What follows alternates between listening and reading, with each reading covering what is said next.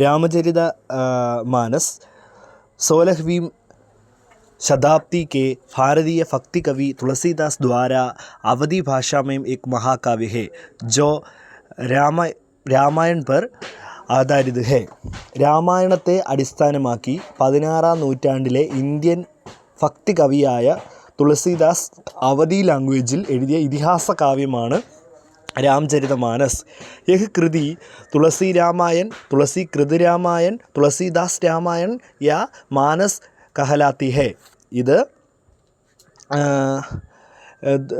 തുളസി രാമായണം, തുളസീകൃത രാമായണം, തുളസീദാസ് രാമായണം എന്നീ പേരുകളിലും മാനസ് എന്നീ പേരുകളിലൊക്കെ അറിയപ്പെടുന്നുണ്ട്.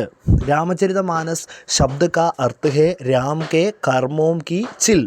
രാമചരിത മാനസ് എന്ന പദത്തിൻ്റെ അർത്ഥം രാമൻ്റെ കർമ്മങ്ങളുടെ തടാകം എന്നാണ്.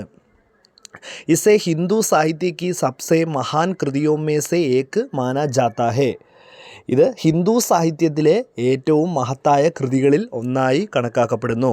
इस कृति को भारतीय संस्कृति का जीवित सारांश, मध्यकालीन भारतीय कविता के जादुई बगीचे में सबसे ऊंचा पेड़, सभी भक्ति साहित्य की सबसे बड़ी पुस्तक और सर्वोत्तम और सबसे विश्वसनीय मार्गदर्शक के रूप में सारा गया है ജനത. അതായത് ഈ കൃതി ഇന്ത്യൻ സംസ്കാരത്തിൻ്റെ ജീവനുള്ള സാരാംശമാണ്.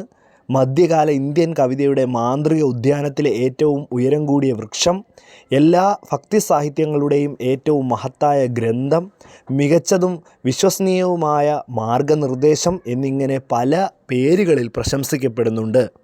ഭാരതീയ ലോകോം കാ ജീവിത വിശ്വാസ്. ഇത് ഇന്ത്യയിലെ ജനതയുടെ ജീവനുള്ള വിശ്വാസമാണ്, അല്ലെങ്കിൽ ജീവിതത്തിൻ്റെ വിശ്വാസമാണ് രാമചരിത മാനസ് എന്ന് പറയുന്നത്.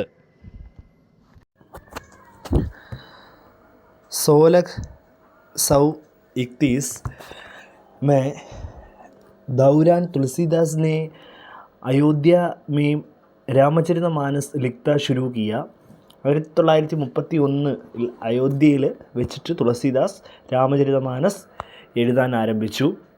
कविता में सटीक तारीख चैत्र महीने के 9वें दिन रामनवमी राम के जन्मदिन के रूप में बताए गए हैं.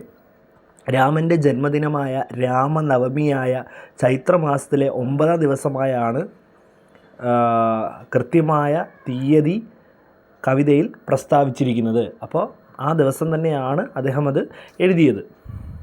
रामचरित मानस की रचना अयोध्या, वाराणसी और चित्रकूटम में हुई थी.